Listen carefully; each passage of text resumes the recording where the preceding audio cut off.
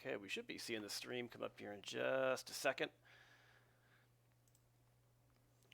Just waiting for it to buffer. Let's see here. All right, so if you guys could do me a favor, I'm actually, usually I'm in the office doing this, and I'm trying it at home. Just get my router replaced. Can you guys see everything? Does it seem like the quality's pretty good? Is my audio coming through?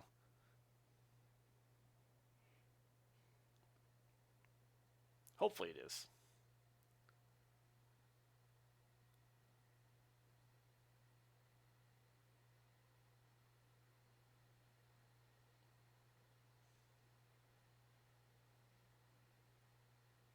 Sweet. So it sounds like you guys can hear me. Excellent. Kind of low. Let me see.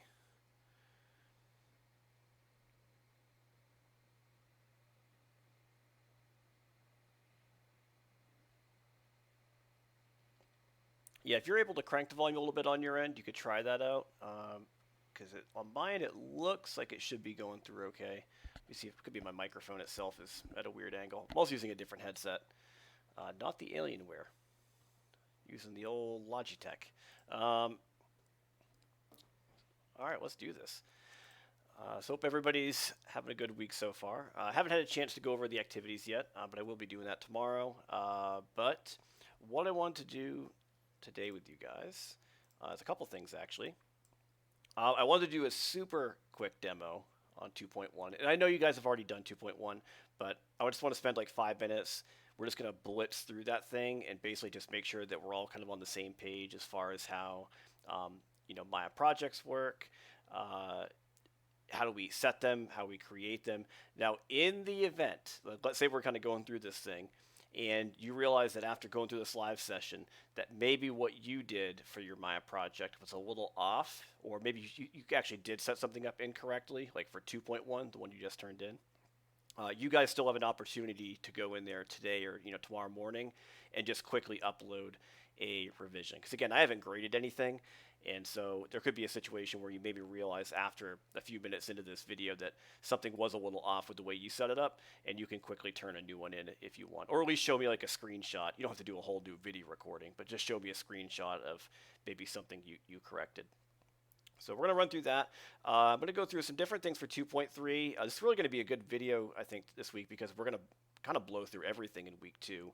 And we'll kind of answer some questions. The big thing really now is since you guys are a little more comfortable, moving around in Maya, and I know I'm sure it feels a little clunky still because it's a new software, but we're going to get into project organization inside the software, like how do we duplicate objects, how do we use groups, pivot points, some different ways we can use the transform node. We're going to go over display layers, which is going to be down here in the bottom right.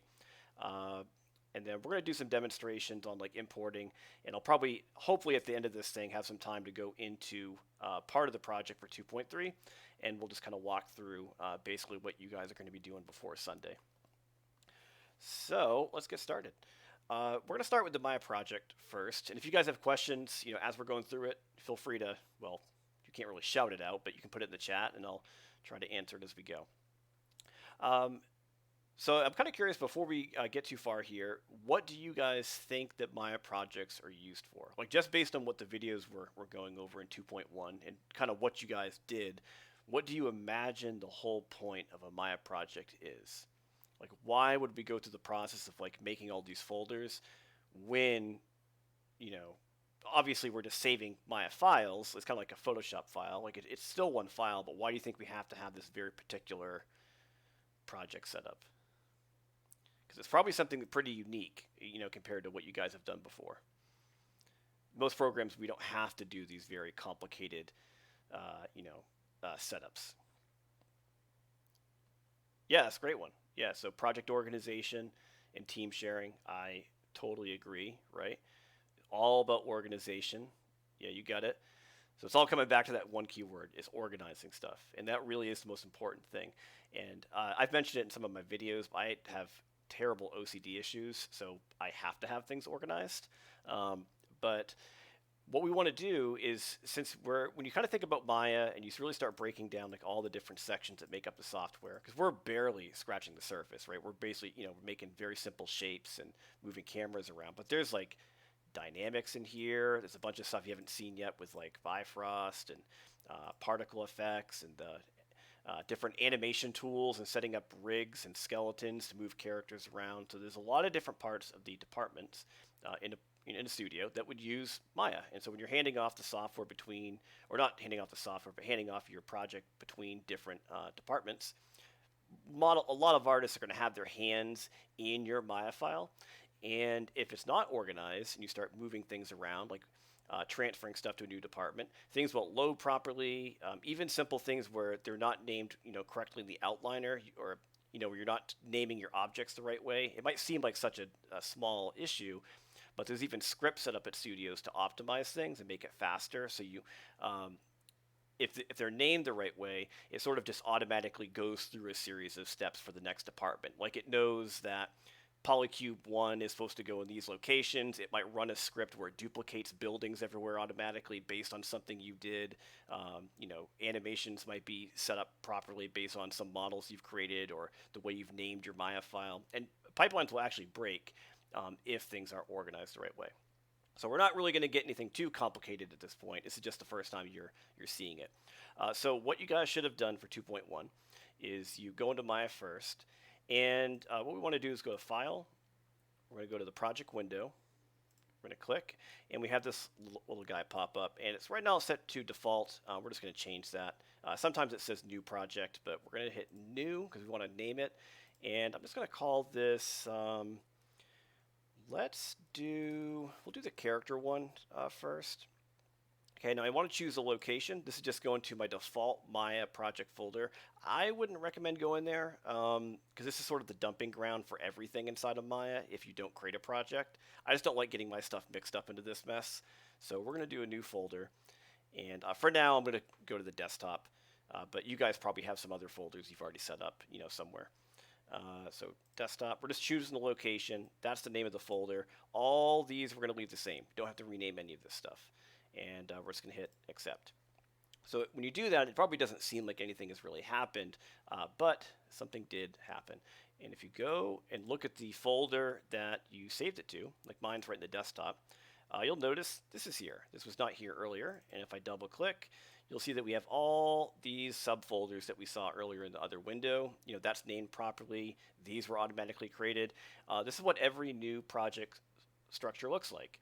And so if you're working in a bigger team, everything related to the character project, like if this was a short or some little 10-second, 15-second thing you're doing for like a portfolio or your demo reel, everything for that shot would be in this folder. You would have Maya files hanging out in here eventually. At some point, you're going to have like textures you're creating, whether it's in Photoshop or Painter, whatever software you want to use. There's going to be situations where maybe you're bringing in other assets. Like maybe you've had someone else you're working with is building the characters for you. Like your responsibility isn't the characters.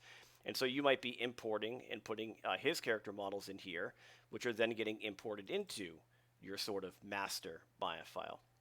And there's a lot of other folders we're not going to be using. Images is going to be one that comes up quite a bit because that's eventually when you guys start saving your images from Maya, like with lights and textures and color, all the fun stuff. They're going to be going in the images folder. Maya scripts, sound files, if for some reason we're using that stuff. Most of these are going to be empty. Now, the key thing for us is, since we have the folders set up, the big thing is it's empty, right? There's nothing in the folders. So I'm going to move the same file that you guys were kind of using in 2.1. I like to use double Explorer windows quite a bit. You guys probably already know about a lot of these different shortcuts, but if you have Explorer open, if you do Control N, that's going to make a new window. You can see it's just a duplicate of this one, but this allows me to go find where this file is that I might need. So in this case, I've got this camera file. Actually, it's called character cam. Let me find that real fast. I think I actually have it in a project already. I hope that has everything. We're going to find out. Yeah, we're going to move that over. We're just going to paste that. So I'm just doing selecting my file, copy paste into here. You guys can move it over if you want permanently. You might have it in like a turn-in folder at this point. I have a bunch of other files too that you guys haven't got to quite yet, but it's going to be inside of here. Now, to use it, so we're back inside of Maya. One of the big things that I really want you guys to sort of practice over and over and over is the process of using the project and opening your Maya files up properly. And I do talk about this in the video, but there's 3 steps that you have to go through to do this right. The very first thing you always want to do is open Maya first. That is key. Now, the reason I'm bringing this up is because with a lot of files like images and sound files, games, like all these, we're so used to double clicking on like files to open things. And we do not want to double click on the Maya file to open this thing. It will open Maya, but that is not what we want to do. We always want to open Maya first because I need to make sure that I set the project before I ever open the Maya file. It's a really good way to ensure that nothing breaks. It's going to be increasingly more important when you guys get into more complicated projects. So I have Maya open first. So here's 2019.2. Now to set the project, what you do is you go to File, Set Project, right below where you had it. We're going to click. Here's our Set Project window. And all you've got to do is simply select that folder you created. You don't need to go inside of it. You don't have to click on anything or go into the Scenes folder. You don't select the Maya file. We're not doing any of that. This is literally you just selecting the root folder. And you're going to hit Set.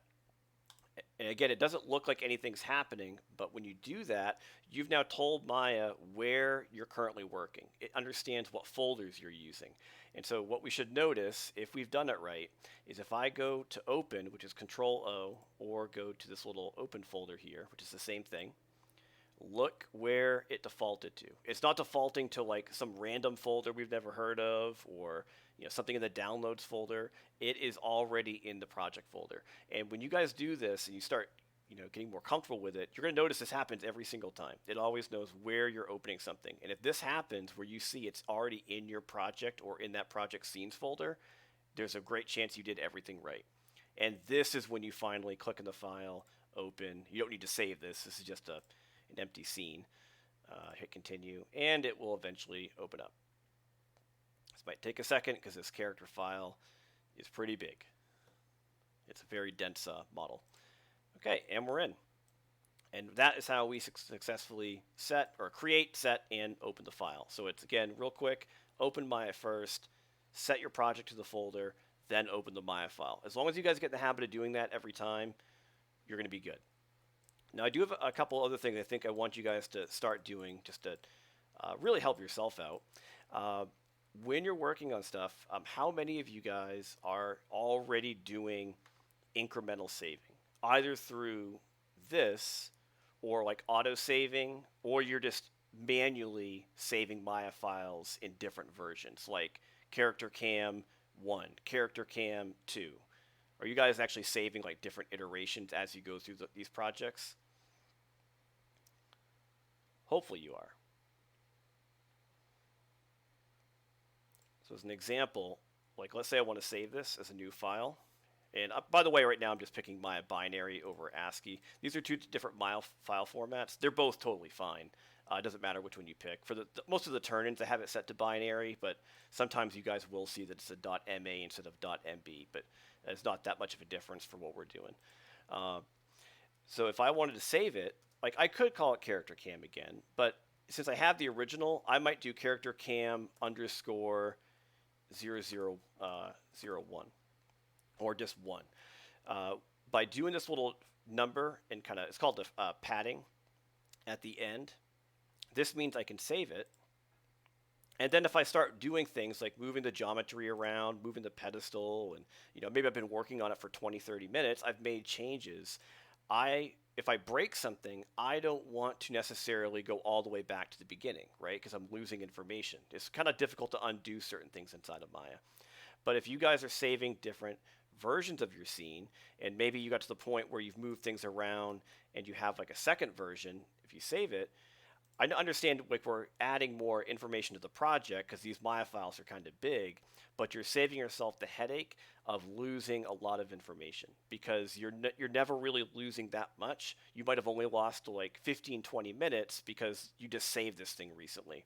But if you were working on one file the whole time and the file got corrupt or something broke, there's a good chance that if something really catastrophically bad happened, you might realize that you only had that one file the whole time and you lost everything. And then you have to start the whole thing over. And I really don't want you guys to go through that. I've unfortunately been in that painful situation so many times, and it is awful. It's very frustrating. I mean, you guess you get very good at using Maya eventually because you end up redoing stuff so many times that you have to get better. But hopefully you guys don't experience that issue too many times. Yeah, autosaving is amazing. I totally agree. So I would definitely look into that. If you guys are curious how all that stuff works, is incremental saving. You can also set up auto saving in the Maya preferences. I had a video about that back in the very first activity. So if you guys have questions about it, you can always hit me up on Discord and I can try to assist you. So we're inside this character project, and I want to run through a couple things here with you guys with the transform node, kind of how pivot points work, and grouping. There's a couple interesting things we can do here. So when I say transform tools, what I'm talking about are all these guys over here on the side. And I know you've all used them a little bit, but we have our hotkeys, right? We have Q, W, E, R, which you guys are probably using. I know a couple of you are probably still using the button, which is fine, but try to get in the habit of using Q, W, E, R. Now, if I do W for translate, and if I click on the head, we can see I'm selecting it, and you'll notice there's no transform node. Like where's my little arrow that should be happening when I click on the object? But if I back up the camera, it's right there.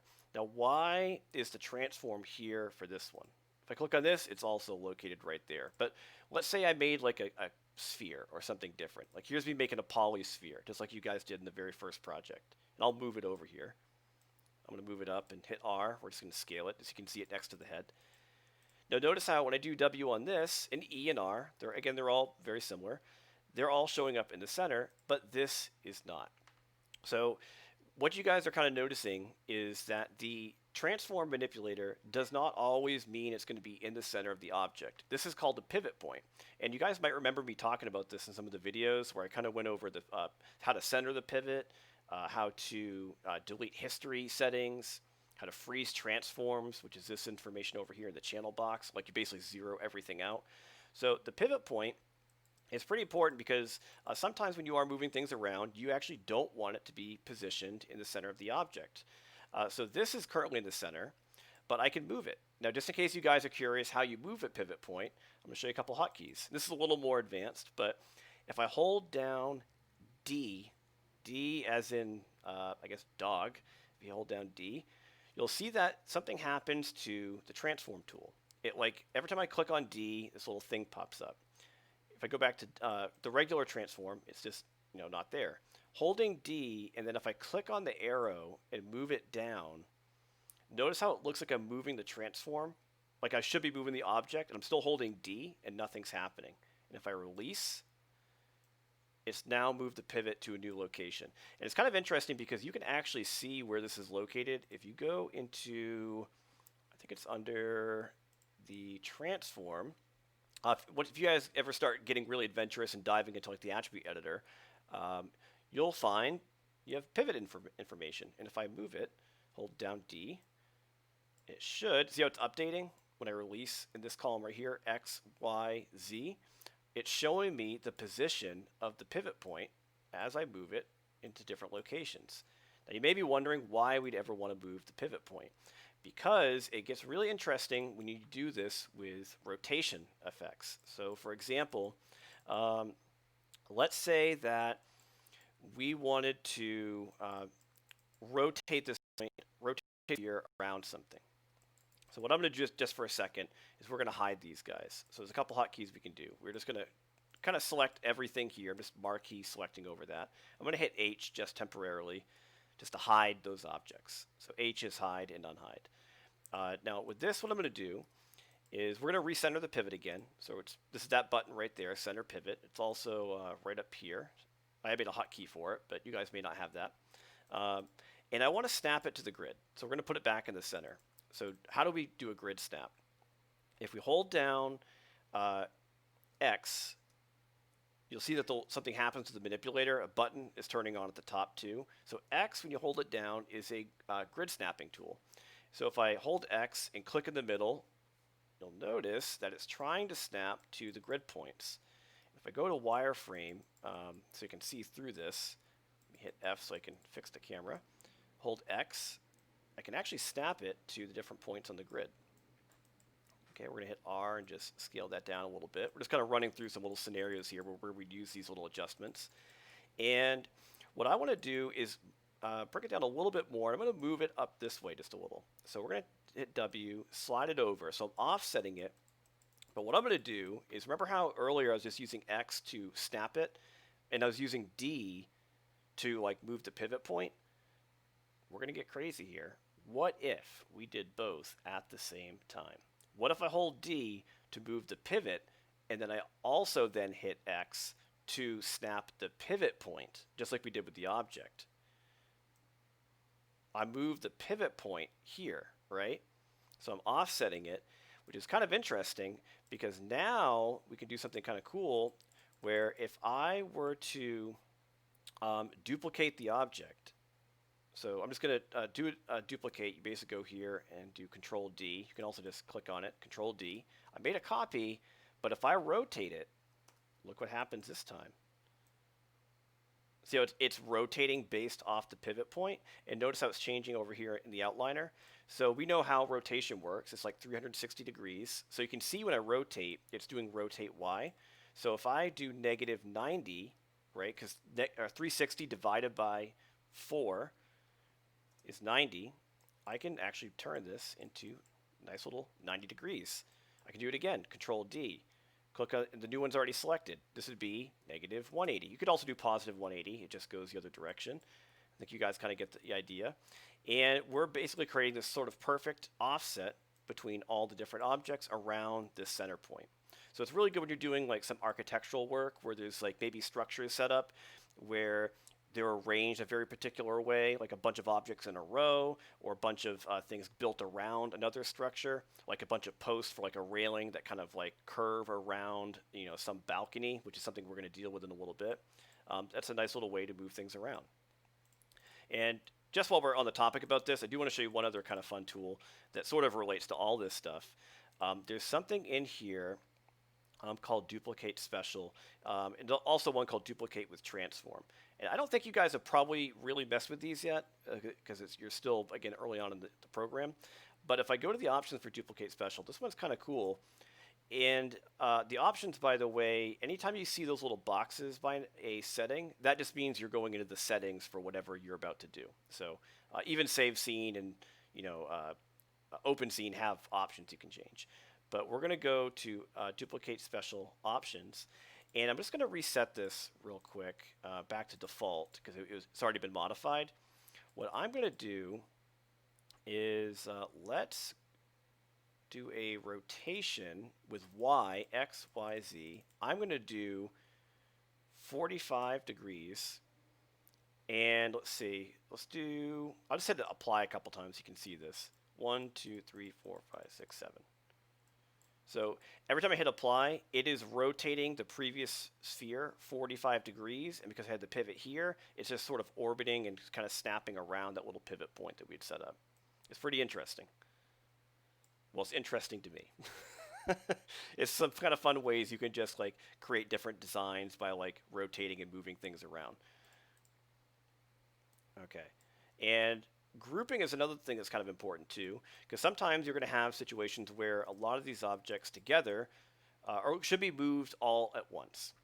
So right now, if I were to select everything and hit E, you can kind of see what I'm like. I'm trying to rotate and see. It's actually kind of fun. I feel like I'm watching like Dance of the Sugar Plum Fairy right here, moving everything around. But I'm rotating, and they're all kind of like moving together, and they're all rotating completely differently, right? Let me just Control Z and back up. There are going to be situations where you don't want these to all rotate independently. You might want to take the whole thing collectively and sort of turn it on its side, and that's something we can definitely do. And that gets into grouping. Now, grouping is something pretty important that we are going to be dealing with quite a bit in this activity Just Do Sunday. So grouping, if you have everything selected, should be right.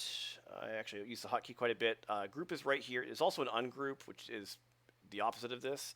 But if you select all the objects you want to have grouped and do Control G, which is that shortcut right there, Control G, you can see that it has now grouped it. And notice how I don't see the individual objects. I can still click on them, but I don't see it in the outliner. So for those of you that do like to organize things, this is going to be one of the most exciting things you ever see in Maya. For most of you, this is probably not very thrilling, but I love groups because this helps me keep much more complicated projects organized.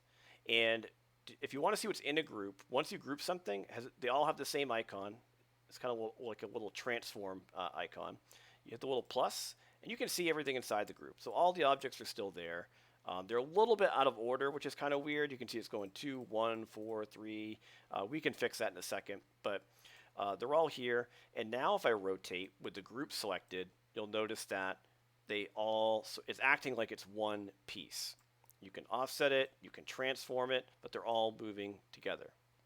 And it's not like you can't move each individual piece. You can still do that. You can click on like this one and say, you know what, this guy was supposed to be offset this way for some reason. This one is maybe over here, and this guy goes over here. So you still have the ability to move them around independently, but you get that little extra layer of control where you could move them around together. And every time you do a group, it doesn't mean that you only do this when you want to have something move together. I set up groups constantly, strictly just to keep similar items organized. That's it.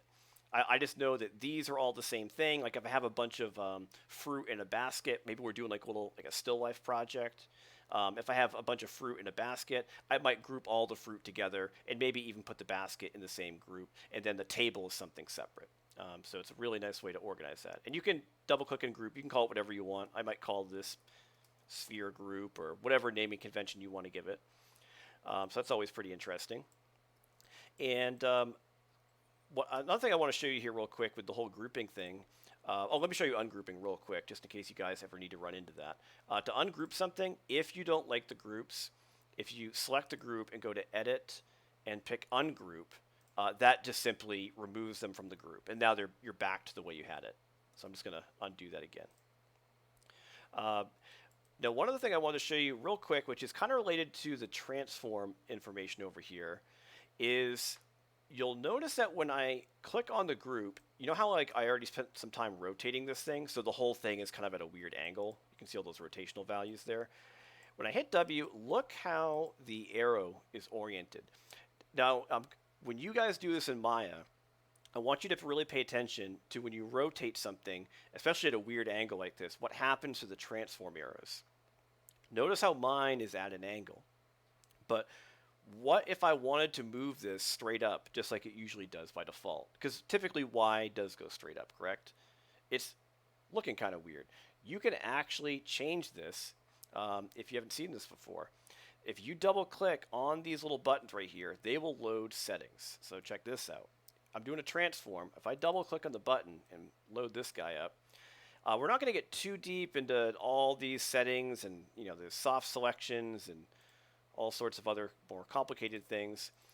But this guy at the top is really cool. This is axis orientation. It's set to object, but we have other ones here. And the two big ones that you guys are going to be using quite a bit, especially for those of you that get into a lot of modeling, is object and world. Here's world. If I go to world, look what happened to the manipulator handle.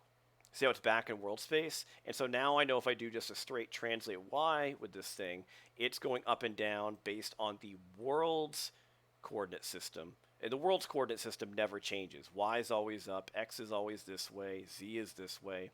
But because I rotated it, there's going to be plenty of times where you don't want it to behave with world. You want it to understand that the object's been rotated. That way you can move it according to the way it's already been tilted. Hopefully that makes sense, but it's just a little difference there with changing the way the orientation works with the transform tool. These are all these like little tiny tips and things that you guys are going to use a lot in various classes. It's just ways to group and organize, manipulate things, change pivot points, control how the little manipulators oriented. All very, very powerful stuff. Okay. Now, do you guys have any questions about any of that so far? I know that was about 20 hotkeys there that we just went through real quick.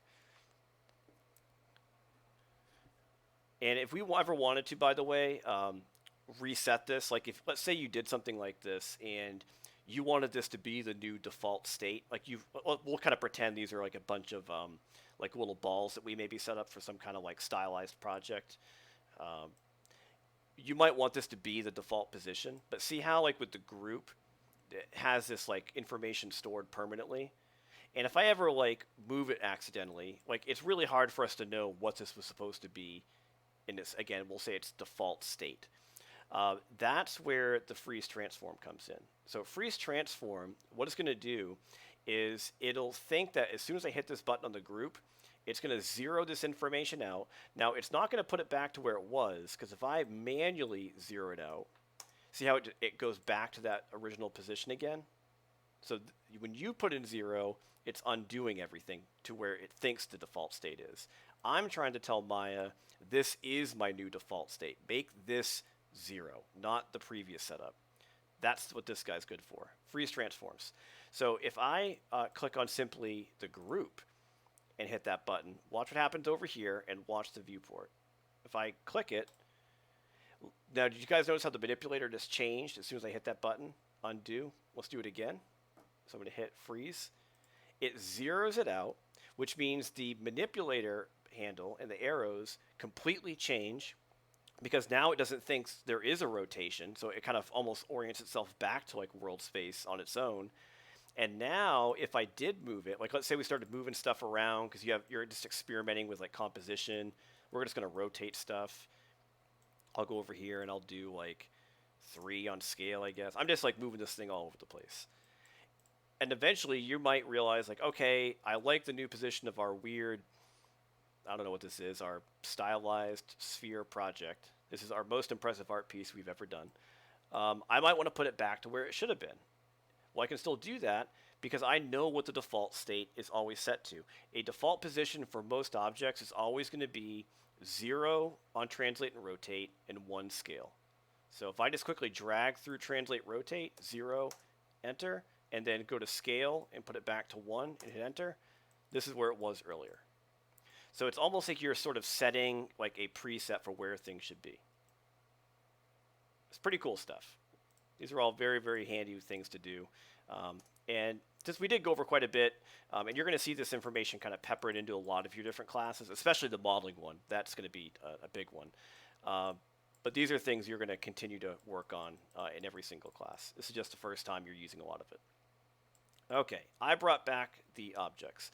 What I'm going to do is actually just kind of go forward a little bit, and I want to go into this guy.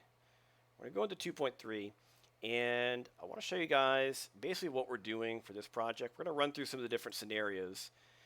So there's 2 main ideas here. It's not a very complicated project. It's just a lot of videos, and I want you guys just to practice this a couple times. The thing we're trying to do is figure out how to set up some backgrounds behind the character. We're going to name different things. We're going to position backgrounds in the right place. We're going to make display layers, which we haven't talked about yet, to turn backgrounds on and off. It's just a way to organize backdrops behind the character. Kind of think of this like you're a photographer. You guys all remember like the little, like the class photos we all did in high school, where maybe you're sitting in front of like the weird laser background, or like a beautiful forest, and they're taking your photo for your school yearbook. That's kind of what we're trying to do here. There's nothing currently behind the character head. We want to put that plane back there so there is something to catch light, because eventually we want to have this thing lit. We're going to put lights in here. I don't want this just to be floating in some weird void where light can't collide with something behind the head. There needs to be something there to catch the light. So we're going to do that, and this is kind of what we're trying to set up inside of Maya. I have a little like image here to show you visually what I'm looking for. From your camera, it should look like there's a backdrop behind the head. So you may have to move it, scale it, and rotate it to get it in the right position so it fills the resolution gate. Now, if you guys are still working on your cameras or making adjustments, do that first before you get to this stuff. Oh, hey, John, welcome to the party. Um, and what we're going to do is just kind of set one of these up, and we'll see if you guys have any questions about it. And then after that, we're going to jump into the environment one, and we're going to show you how the groups work for this and some different things that kind of happen in this one. But at the end of the day, you guys are really just turning in a couple different things into the LMS, just a character file, the environment file. We're naming it differently, but we're just going to be turning those in. And I'm just basically verifying that you figured out how to use groups, rotate things, create display layers, all my little, my checklist of little things I want you guys to play around with. Okay, let's jump back here. So let's try it out. So it says we got the file open. I actually apparently don't have cameras, so this is not character cam. I don't know why I named it that way. Good job, Jared. Let's blow through this thing. We're going to blitz through 1.3 super quick. So we're going to go to Create, Cameras, Camera. There's my camera. We're going to call this, I'll just do one for today, Character Front. Let's do Angled Cam, actually. That one's more exciting. Character Angled Cam, just renaming it. Now remember, I want to make sure I understand where the camera is positioned. So remember that split view thing I did. We're going to hit that button on the left. Here's our two viewports. We're getting wild. And I'm going to do panels, perspective. I want to look through my new camera. So we've made the camera, and you can see it's, again, hanging out in the little pedestal, which is not good. So what do we have to do? Alt right mouse button and just drag, and you can see that camera shooting backwards. And we're going to move it up here, Alt, middle mouse, left mouse. We're just going to position it into a good spot again. Let's turn on the resolution gate. This is very important. I want to know what the camera sees, because remember, it's not everything. We have to turn this on through our camera, which pretty much all you guys did. And we're going to line it up. I have to fix one thing in the render settings, which I'm sure you guys remember. So I have it in a pretty good spot based off the reference we did last week. Let's go in the render settings, and we're going to change it down here with the width and height. So it's going to be 720 by not 10,000. Oh my God, that's going to be terrible. 1080. And as soon as we did that, everything looks good. We're going to hit close. We're already done in the render settings. Yeah, no worries, Luke. Yeah. So we got it right spot. I think we're pretty close. It's somewhere like right around here, and we're going to say this is perfect. I want to lock the camera, so you guys probably were using that little padlock button, and which is, again, locking your translate rotate. So now I can't move the camera even if I wanted to, which is fantastic. You can see the little icon over here. It's very tiny, so maybe we'll make that a bit larger. We'll do like a 10 or a 5. I'm just going to keep it even. Oh, one thing I think I forgot to mention to you guys, I talked to a few people individually about this. Be careful for some of you that did scale the camera up. A few people have this where there's like, it's bigger, but like all the different scale values are just a little different. So you're probably using like the individual like little handles here to scale it around to like whatever you wanted the camera to look like. This is a big problem later on. Eventually, when you guys do your images and you're producing like color and light, this is going to do some really weird stuff. It doesn't look like anything's changing when you're looking through the camera, but when you start making an image, it's actually going to take these numbers and it's going to start stretching and skewing the photo you're making. It's like almost going to stretch it based on the way the icon's set up. Oh yeah, it's a mess. And I know it's kind of not very great just for the fact that your image isn't going to look good.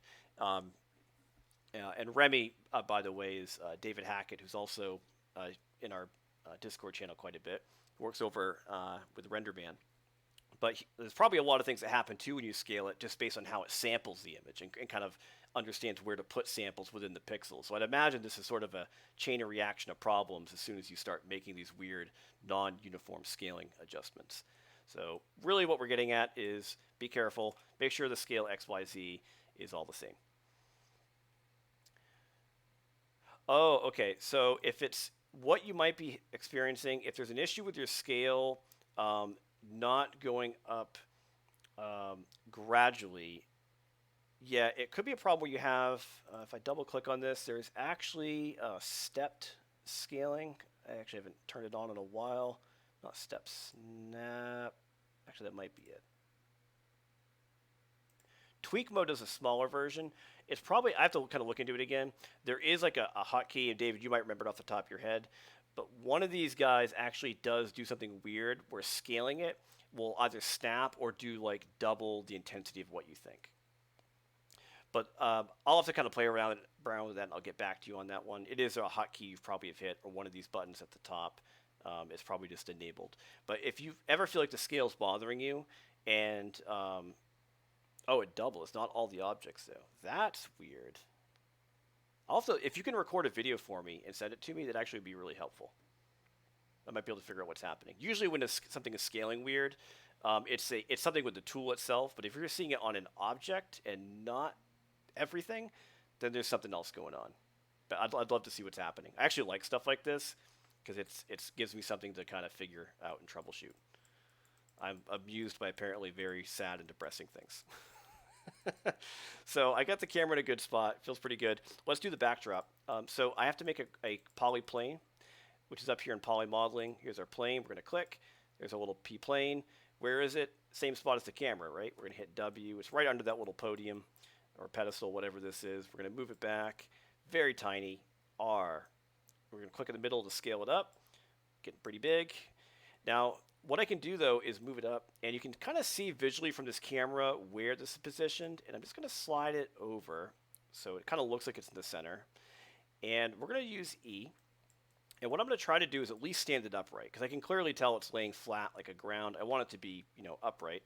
So we're going to rotate towards the camera, and I'm going to do this way first, and I want you to see something kind of weird, because a couple of you will do this, where you just happen to rotate the other direction. Now, for most people, when you see something like this, even if you may not understand what's happening, I bet a lot of you would see the black and immediately think like, oh, that doesn't feel good. This is going to be an issue later at some point. We don't know why that happened. We're going to talk about this when we get to the environment project in just a little bit. This is the back side of the geometry. So geometry, you have to kind of remember when you're constructing something, when you get to your modeling classes, you know how like in person, if you ever went to the museum that has the Nefertiti head, it's a solid object, right? Like if you chip into it, which you definitely don't want to do, unless you like spending a night in jail. If you chip into it, there's more material behind it. It has density, thickness. There's stuff there. Excuse me. But in Maya, there's no thickness. If you click in here and put your camera in the head, here's the inside of this thing. It's a shell. You can see it. So it's hollow in the middle. Sorry, 1 second here. I gotta clear my throat and apparently have a drink of tea real quick.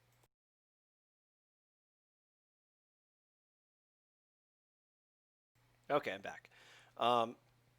So it's all hollow, and because faces have a direction they're aiming, you're seeing the backside of the normals and the geometry. So some renderers, this isn't really going to be an issue, but you do want to be careful about it because there's going to be a lot of situations where if it's facing the wrong way, light will interact the right way. When light bends through something like what's called index of refraction, it's going to calculate that completely differently.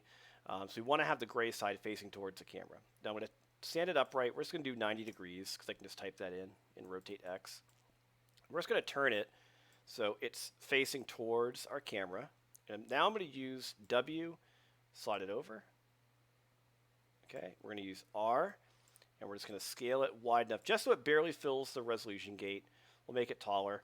Now it is a little crooked, so if you do feel like based on your camera position, it's not really lining up, perfectly, you're obviously more than welcome to go in there and try doing more of like a free rotation to line it up so it's a little more even like this. But that's basically lining up one of the backdrops. Now remember, you have two cameras though, so for your other camera, you're repeating this again. There's going to be another plane. So obviously your front cam is positioned about here. There's going to be another plane behind it looking towards the front camera. So you're setting up two different backdrops. So depending on which camera you're going to use for a project, you can choose what backdrop goes with it. Okay. Um, let's also name this as well. I don't remember what I told you guys to call it. I should know that because it's my project. Character BG angled. That's right. Character BG angled, so it goes with the angled camera. You could freeze it too if you wanted to. We could do that actually. We'll freeze the object. So this is now its new default state. That looks pretty good. The only thing that we're really missing is the display layer because I want to make sure I can turn the backgrounds on and off. So you know how earlier when I was talking about this stuff, I was showing you guys how H is like your hide and unhide shortcut. There's another way you can do this using display layers, and display layers have a lot of other pretty nifty little purposes as well, but they're down here in the bottom right. So display layers are basically ways we can take multiple objects. It doesn't have to be just objects, but lights, cameras, curves, dynamics, whatever it is you're making, you can group them together on a layer, excuse me, and then turn the layer on and off. So we're going to click, and I have a couple of different options down here. These just change the layer order. This is make a new layer, just empty, kind of like you making like a new empty layer in Photoshop.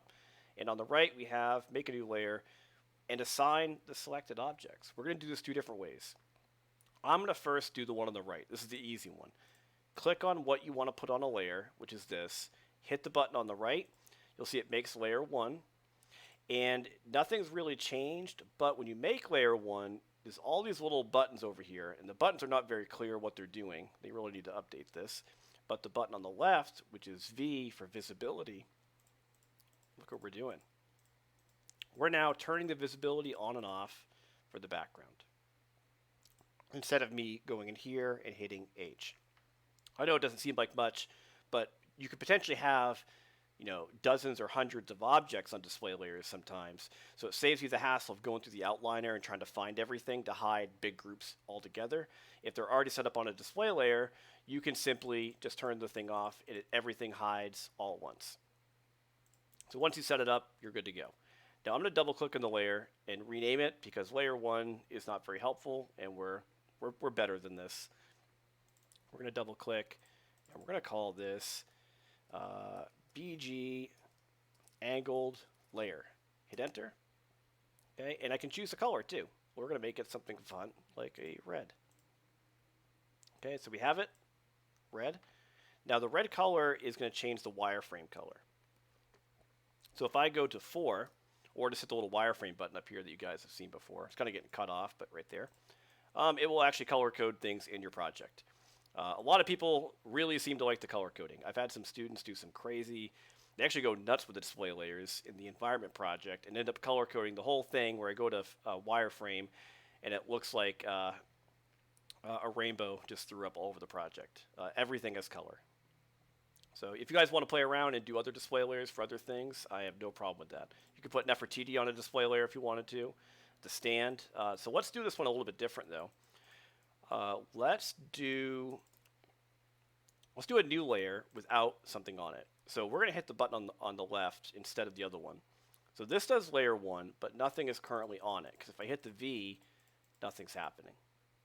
So I'm going to call this Nefertiti layer. Okay, so I'm just making a layer for maybe this guy. Now I want to add something to the layer after the fact. So we made it, we just messed up and we didn't put it on the layer with that button. So how do I add something to a layer that we've already created? If we click through these, I'm just going to hold shift or marquee select through whatever you want. I'm going to then right click on the layer I want to assign it to. We're going to say add selected objects, and that assigned those objects to the layer. And a good way to verify it worked is now if I hit that little V, you can see they're clearly on there. But let's take it a step farther. Let's also color code it, because that's fun. Green. So there it is. Now we have green wireframe. What if this is not supposed to be on that layer? So now we have the other issue where I had too many things on the layer and we didn't want to do that. So if I click on the little stand, we're going to right click in the layer. I can choose to remove the object as well. Remove, and now that is no longer on there. It is literally just the Nefertiti head. So yeah, that's kind of it with display layers. So we've already kind of done it for one camera. one background. We got display layers set up. Things are feeling pretty organized. I'm naming everything as we go. The only thing we didn't do, we did the angled one. I didn't do the one in the little example for the front camera. But I'm sure after seeing me do this, and once you guys do one of them, you're really just repeating that again for the second object. So look through your front camera, make a new background, scale it so it fills the resolution gate, push it a little bit farther back, give it some space, make the display layer, and you're good to go. Oh, I forgot to mention too, the reason why I'm pushing it farther back and not having this thing like super close to everything is because if you can do this, but the issue is going to come up is when eventually you start doing your lighting projects later in the month, if this background is like hugging the back of the head, you can't really do many good lighting setups because you can't put a light back here without it colliding with the wall. So I'm just putting it back farther to give it a little breathing room. That way we can put up lights behind the head. Okay. Do you guys have any questions so far with the character one? Probably doesn't seem too bad.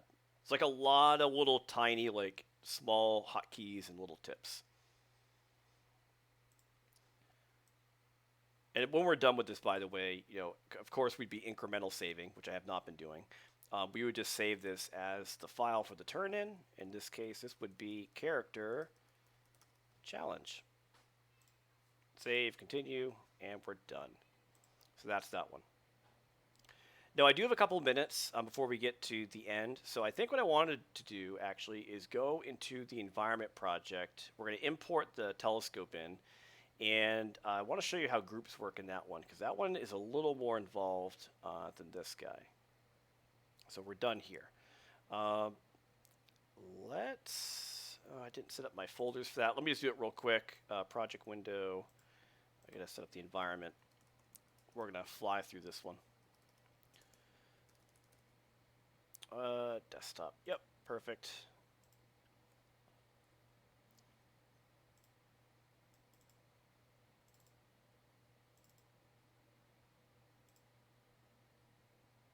Actually, yeah, we'll just use the original one. This one doesn't have the camera, but that's okay. I'm just going to put that in the scenes folder.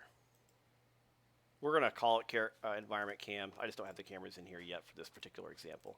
All right, so we'll set project. We're moving on to the other guy. So set project. There's our environment project folder that we would have already set up. Set. Control O for open scenes. There's my file. Yay, it knows where the project is. Incredible. We're doing the thing. And let's open this guy up. We'll make a camera real quick. I'm going to show you a couple issues here that kind of go with this one. I don't know why this one setting keeps turning off, but what I'm going to do is quickly make a really cool camera. And by really cool, I mean basic. We're just going to call this render cam. And let's look through that and just really quickly get something kind of set up that looks halfway decent. We'll turn this on, and in the render settings, let's not do HD 540. We'll do like HD 720 for this guy. HD 720 or the 1080 are both pretty good for your standard 16:9 ratio renders. They have the same aspect ratio. All right, so this will be our little shot we're going to set up. I'm sure a lot of you guys have something kind of similar to this. We had a lot of really good cameras, by the way, from the last activity. So we're going to lock that down. All right, so the goal with the environment one, which we're going to blitz through pretty quick, we want to bring in our telescope. We're going to put it on the balcony, so we're going to do some transformations like scaling, rotate, transform, make sure it's sitting on the ground properly. We're going to check out how it looks in the outliner. Then we're going to use groups to rotate and tilt this thing, as well as getting into a couple other things like opening and closing some of the doors. Now, thankfully, all the groups are set up for you guys. You don't have to go in there and painstakingly make your own groups. I did the hard stuff. You guys just have to find the groups and then rotate them the right way. And you do have some artistic discretion here. I'm not saying rotate it exactly 37.2 degrees and, in X and all that stuff. I just want you guys to kind of play around with the rotation, verify it works, and then just figure out how far you want to push it. So for now, what we're going to do is just go to perspective. We're not going to worry about the camera yet. I will make the icon a little bit bigger. That's very tiny. Okay, we had a couple people ask me about this thing. You guys probably all saw this, I'm guessing, when you open your project up, or it could just be my Maya, but every single time I open up this file or any of the files you turn in, this is what it looks like on the back. I'm kind of curious too, did you guys all see this happening in your environment file, or is this just me? Because I actually have it turned off by default when I save it, and it keeps re-enabling. I just want to know if you guys are seeing the same black, or if you remember seeing this. Because if you guys never saw this, yeah. Okay, if it's happening, okay, good. That's actually comforting to me, because if it's only happening by Maya, then I have to go through my preferences and make sure it's not busted. This is that same thing we were talking about with, like, remember the polyplane before, where it was like we saw that black side of it? This is actually the situation where this is useful. So you'll notice that with the wall, like, let me just pull this out for a second so you can see it. See how the wall has like a thickness? Like there's actually two sides to it, right? It's got volume, right? This does not. This is a single-sided plane, just like the thing we did behind the character. There is no thickness to this. I didn't model the backside of the wall. There's a reason for that. Because what's supposed to happen, and I don't know why it keeps disabling itself, because it didn't do this in an earlier version of Maya, under shading for your cameras, in this case my perspective camera, which is what I'm looking through, go to shading, come down here to backface culling, and just turn that on. What backface culling does is it kind of changes the way the camera works with reverse normals. It thinks that instead of it trying to show you black, like we saw in the other scene file, it thinks that when you're looking at the back side of something, it's acting like it's transparent or see-through. And this is really handy for something like this, where you're doing like environments or interiors where you want to see into the building from at least like a particular angle.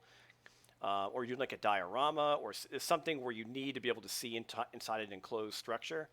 This is a cheat because you can now see through the wall and into the interior, but as far as the way the light looks, and if you see it from the other side, there is still a wall there. So if you guys set up like a light inside, like some candle, it will still collide with the wall. It's going to hit it, it's going to bounce around, but you visually are able to see through it from behind it. So it's, again, that guy right there. If yours keeps turning off, it might just be, unfortunately, something that's kind of weird with Maya or this file, but you shouldn't have to do this all the time. Typically, it does stay on because it's saved with the Maya file, and I'm not quite sure why this has been changing over the last couple months.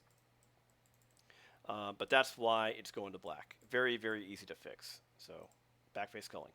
All right. I think that should wrap that up. Let's bring in the telescope real quick and show you what this thing looks like. So we're going to go to import. I didn't actually move the telescope. I need to do that real quick. So your telescope, if you did it right in 2.1, should be in that assets folder. Where is it? Okay, there's my telescope. I'm just going to move this quickly into my assets folder for the environment. Just copying and pasting it. So I want to bring this new object into our project. If we're importing something, we'll just say from like another artist. So that's going to be File, Import. We're going to back up a folder because it's not in the Scenes folder. We have it in the Assets folder like we did in 2.1. We're going to click, hit Import, hit Continue, and there she is, Telescope. It's in here, and you can see it's in the building. So it's getting loaded in based on where the grid just happens to be located. And this also will change too, because if you offset this thing in my telescope Maya file, if I open this up, if I actually move the telescope, it will keep it offset in this file as well. So it just happened to be centered when I built it, but it does understand where it's positioned in 3D. So if you have something like a character and you had the character off the grid way out here, when you bring it in the file, it will look at that transform data and it will come in the new position. So it doesn't always appear in the grid or on the grid, but it probably should. All right, let's move it out here. W, we're just going to do one axis at a time. So we're going to do this, push it out, move it over, and we're going to slide it right. Notice how I'm only using one direction at a time, is because I really want you guys to get comfortable understanding how we slide things through each axis individually before you get into doing a free transformation and we get some kind of weird results. Now here's our telescope. Now I know I'm not giving you guys direction on how to scale it, but I think we can all agree, looking at the door and the handle, this is a telescope for giants. Now we want to make it a lot smaller, right? This is not very useful. So we're going to click, and I'm going to go to the group. This is in a group. You can notice how it's the same icon.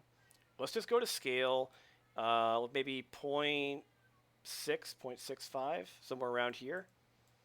At least that feels like relatively close. Like kind of based on the handle, this sort of makes sense.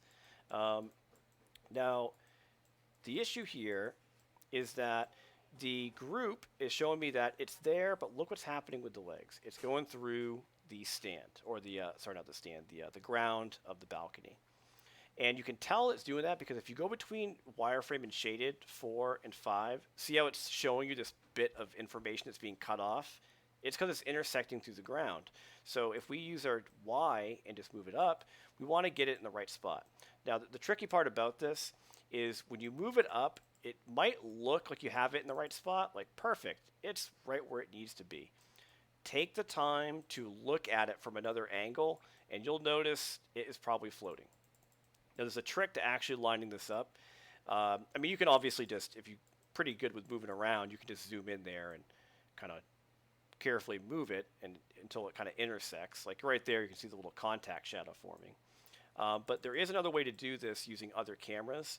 So if you use a split view, and if I make this viewport an orthographic side, or it might be left, I need to look at it. This is one of my orthographic cameras. This one actually will work. I can see it. I can go to wireframe, and it's a little hard to see from here which one the ground is. I can probably click on this to find out. Let me click on actually the faces for this. So I'm going to hold my right mouse button down, and you guys have probably done this by mistake a couple times, just accidentally go into these. But if I go to face, and I'm just kind of moving my mouse over this, see that little line that's lighting up right there? That's showing me where the ground is. So I have to go to that one, which means if I were to, go back to the telescope, move it down, it should be right about there.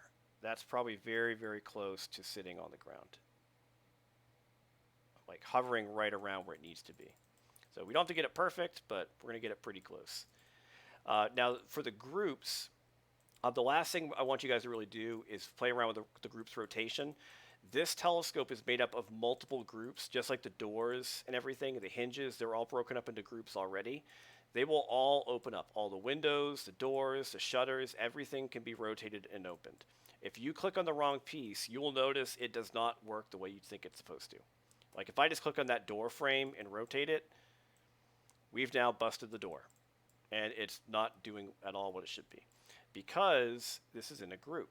So if you actually just take the time to look through the groups when you select something, you will probably figure out how this works. So if I click on the frame, or not the frame, but just that the door frame here, not the overall frame for everything. This, if I go in, see how when I dig deeper in the group with the pluses, it's one thing that keeps lighting up, plus window group 1, plus there's the object. So you can kind of see where it's sort of leading you to what you're selecting. It's telling you where this piece is in this bigger group setup. There's a lot of groups stacked together. But when I find it, if I just simply click on the group above it and then use E, the group that piece was sitting in, I can rotate and see how I already moved the pivot point. This is actually why I was showing you guys pivot points before, because I moved the pivot point onto the hinge where that bolt goes through, because that's where it should be basing its rotation off of. So I did this manually, so you guys didn't have to worry about that. I can now open it. We can kind of see inside, and it works. The same thing happens for this. Now, there is a shortcut if you want to find the group. I know I was showing you that you could dig through this thing to find it.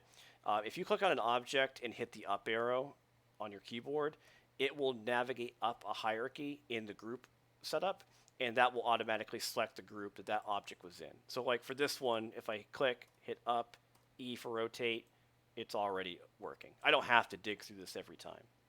But a lot of that really is dependent on you having the groups built and set up properly in a project. But if you do it right, you get to take advantage of things like this where you can use little shortcuts to quickly hop around groups and all that fun stuff. But the telescope's the same thing. Just based on your camera, try to get the telescope to have a really nice little rotation angle. Now, since this one right here is kind of looking directly out this way, we can rotate the telescope. So the telescope is in a group we imported. There is a turn group. This is typically the one like everybody finds. They see the turn group and they're just like wiping their hands like, I did it. I've mastered Maya. I found the turn group.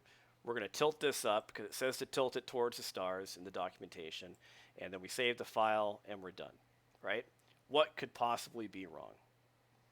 I will show you. Like you can feel the setup coming. Here's what's wrong. If you look in here and get real close, which is what I'm going to do when I open your file up, you will find out that it is not working properly. Look what happened to the poor connection. We tilted it and we rotated this whole bracket up. We're breaking the way this thing should work. This is not how this should actually rotate. So we always want to construct things how, at least for most projects, we construct things how it should be built in real life. How should this thing rotate? This group that I found for turn group is for turning side to side. It should only be able to do this. Right, so we're going to turn it. I'm going to get more of like the silhouette because I just think it's a little bit more interesting to see that.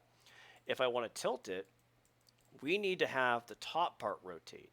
If you just go in one group deeper, there's a tilt group. This one is missed a lot. So the tilt group, if you do rotate X, that's the one that gets tilted upwards, pointing towards the sky. So two groups, you just have to find the other one embedded in there, and you're pretty much good to go. But aside from that, all you're really doing is playing around with like the windows, the shutters. Everyone's going to be a little bit different because everyone's camera is kind of unique, where some of you are seeing the shutters. A couple of you guys are going to see the windows in your shot.